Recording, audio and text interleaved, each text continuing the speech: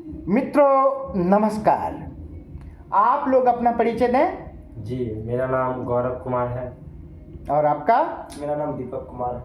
तो आज हम लोग क्यों एकत्रित हुए हैं इस वेला में?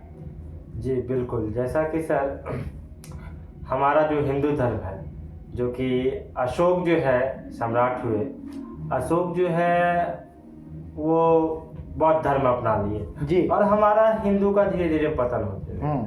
उसी को जो है हिंदू धर्म जो है हमारा कैसे अस्तित्व में आया, जी। कैसे भारत को सोने का चिड़िया कहा गया और कैसे जो है भारत में हमारी संस्कृति अभी तक बरकरार है, अस्तित्वमान है, जो कि है हमारे विक्रमादित्य, उनके बारे में हम लोग चर्चा करेंगे और उनके नवरत्न रत्न जो हुए उन विषय पर चर्चा करेंगे। देखिए, हमारे गौरव ने संक्षेप में कितना अच्छा वर्णन किया है। धन्यवाद गौरव।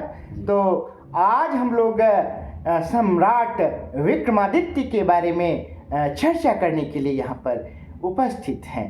तो ये जो विक्रमादित्य हैं, यह कहाँ के सम्राट थे और किन के पुत्र थे, उनके भाई और बहन के नाम आप बोलेंगे गौरव? जी बिल्कुल, वो जो है उज्जैन के शासक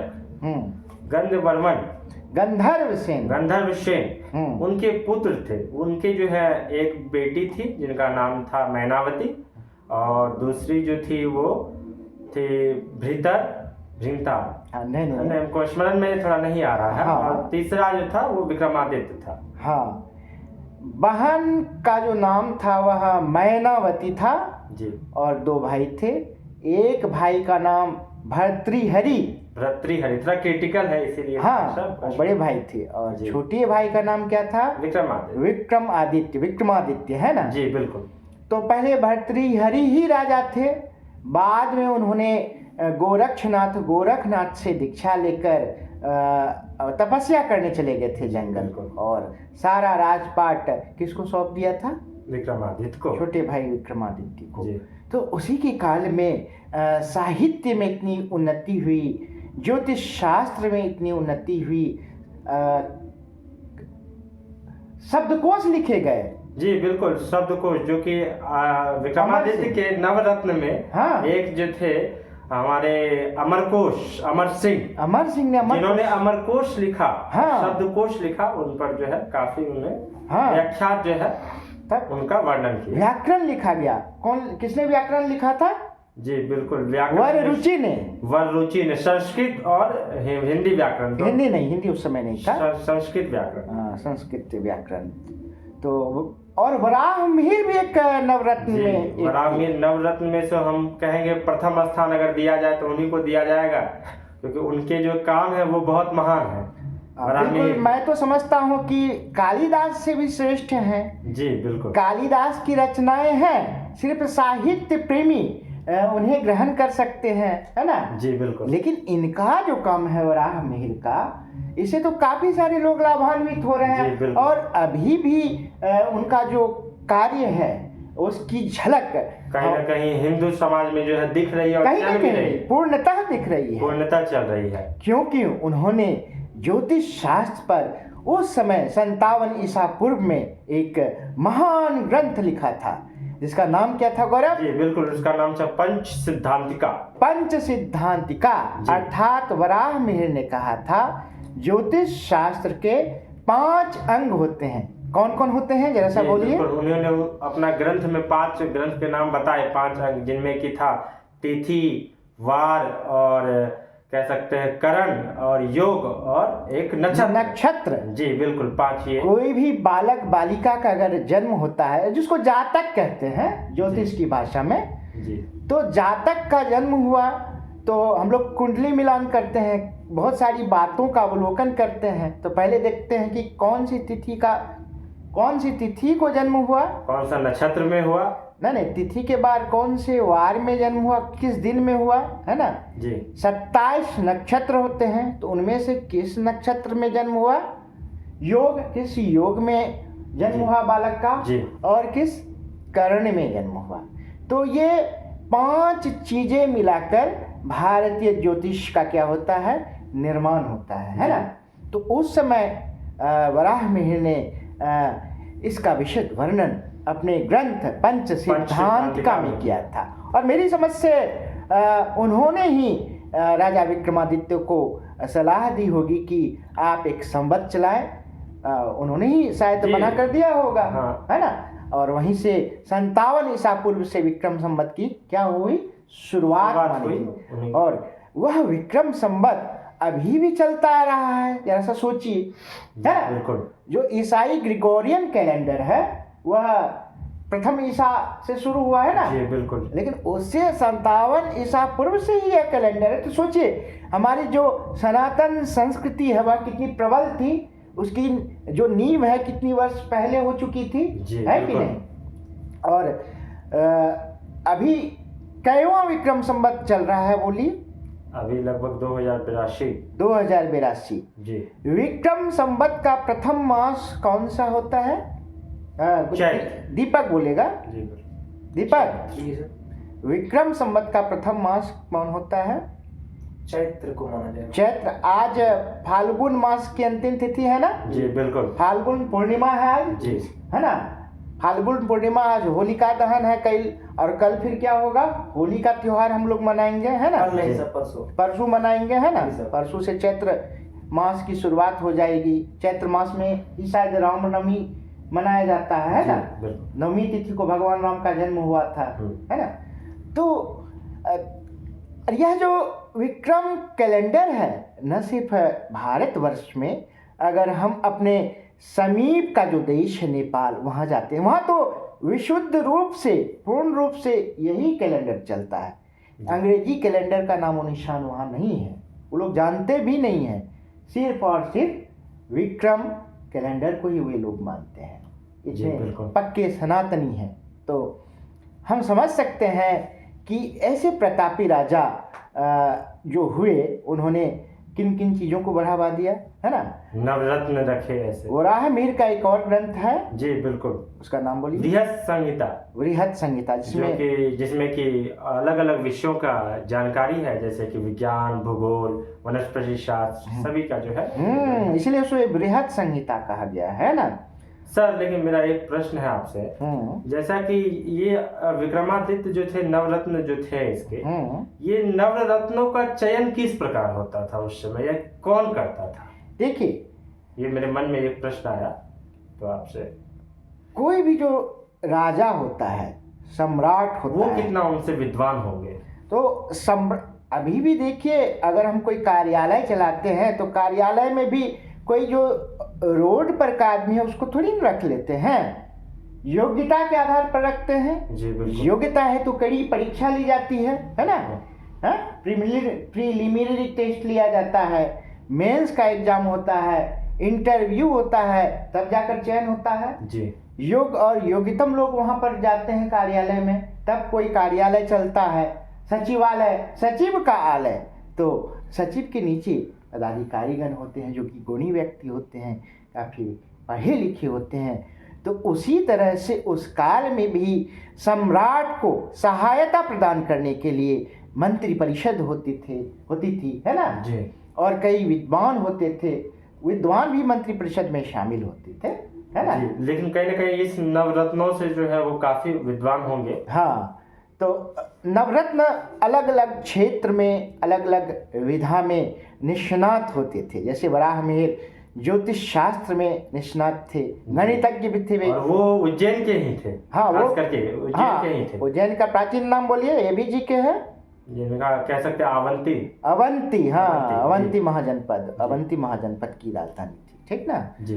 तो ये वराहमिहिर हो गया। और कालिदास के बारे में तो आपने कल कहा ही था कि कालिदास ने अपने जो है नाटक के 3 ग्रंथ हैं। जी बिल्कुल। अभिज्ञान शाकुंतलम, उसके बाद मालविका अग्निमित्रम, उसके बाद विक्रमोर्वशीयम, 3 नाट्य ग्रंथ और 2 महाकाव्य, रघुवंशम और कुमार संभवम, 2 खंड काव्य जी। एक जो है मेघदूतम और ऋतु संहार। हाँ जी बिल्कुल। हाँ, तो एक वररुचि के बारे में हमने कहा। वररुचि क्या थे? व्याकरणाचार्य, व्याकरण और संस्कृत के। अमर सिंह ने अमर कोश की रचना की, जो कि संस्कृत का क्या है, शब्दकोश है। जी, एक बिल्कुल। था शंकु। शंकु क्या था? जी, शंकु जो था सर शिल्पकार कह सकते हैं, वास्तुकार भी था। देखिए शंकु, आज राजमिस्त्री एक शंकु लेके वो माप साफ करता है ना, ईंट जोड़ाई जो करता है, जी। तो शायद वहीं से ये शब्द उद्भूत हुआ होगा। शंकु शिल्पकार थे, वास्तुकार थे, एक छपनक थे। छपनक, दीपक बताएगा छपनक क्या थे। दीपक भी तो वही है, इसकी जो भावाकृति है उसी से मैच करती है। जैन श्रमण था। वो जैन साधु था। जैन साधु था, जिनको जो है बौद्ध धर्म में दिगंबर कहा गया है। दिगंबर साधु थे, जी, है ना। बिल्कुल। उसी तरह वो से जिस दिगंबर तरह को से अपनाते थे।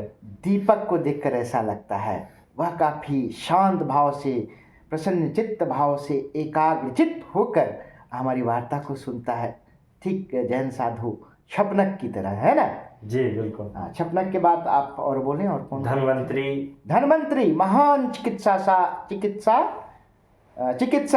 चिकित्साविद, हाँ जी। आयुर्वेदाचार्य। धन्वंतरी दो व्यक्ति हुए हैं। एक देवता के वैद्य थे, हैं भी, अभी भी होंगे, उनका भी नाम धन्वंतरी है ना जी।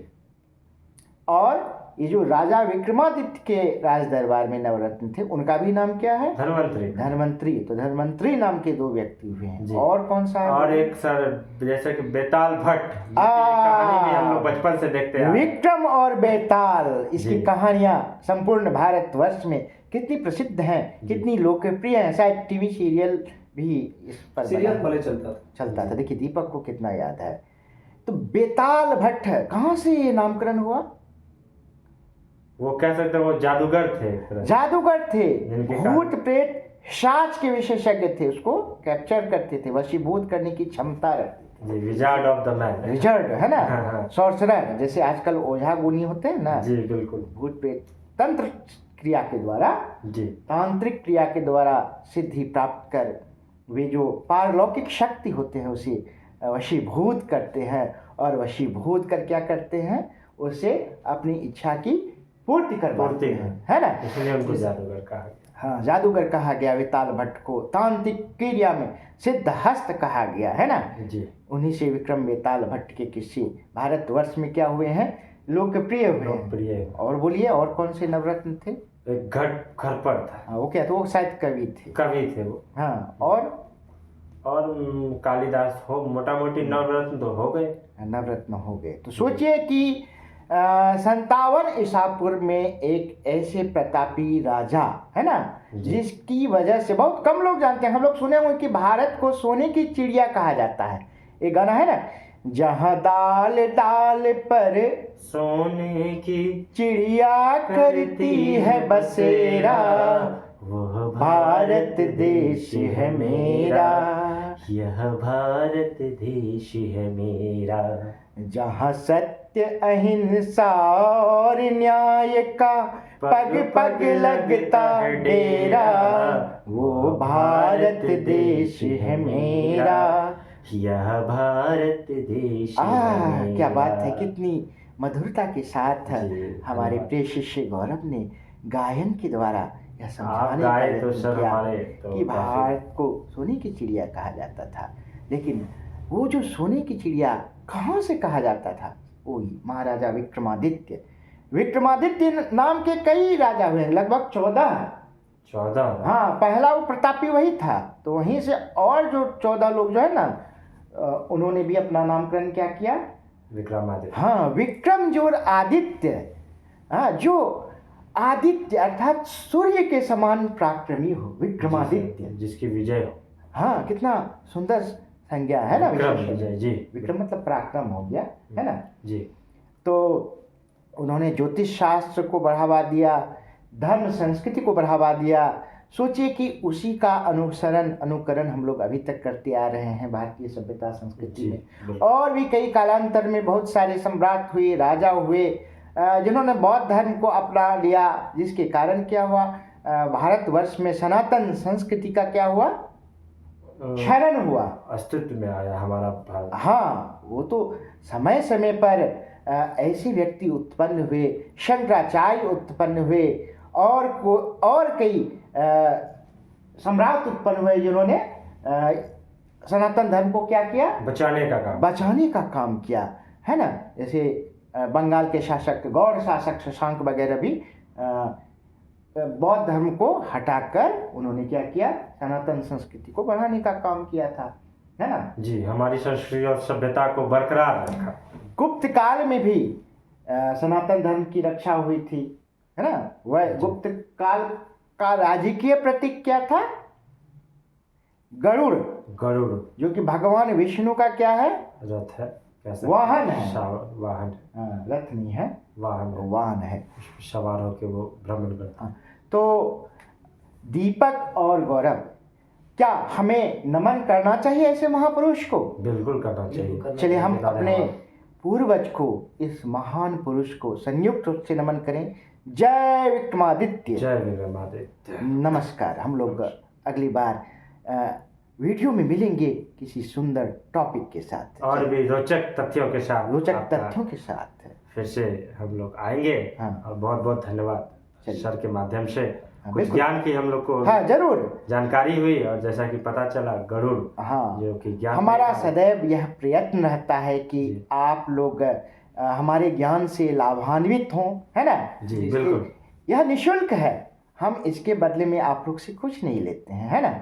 अपना समय देते हैं, श्रम देते हैं, और आप क्या करते हैं, श्रवण करते हैं, है ना। बिल्कुल, हम लोग श्रोता है, श्रोता होकर श्रवण करते हैं और श्रवण ग्रहण करते हैं, उसको ग्रहण करते हैं। और यदि हम अपने ज्ञान को आप तक, आपके हृदय तक, मस्तिष्क तक पहुंचाने में सफल हो गए, तो यह मेरा क्या होगा, सौभाग्य होगा, है ना। चलिए तो बहुत बहुत धन्यवाद, विदा होते हैं। नमस्कार। छपनक जैन साधु, आपको भी प्रणाम।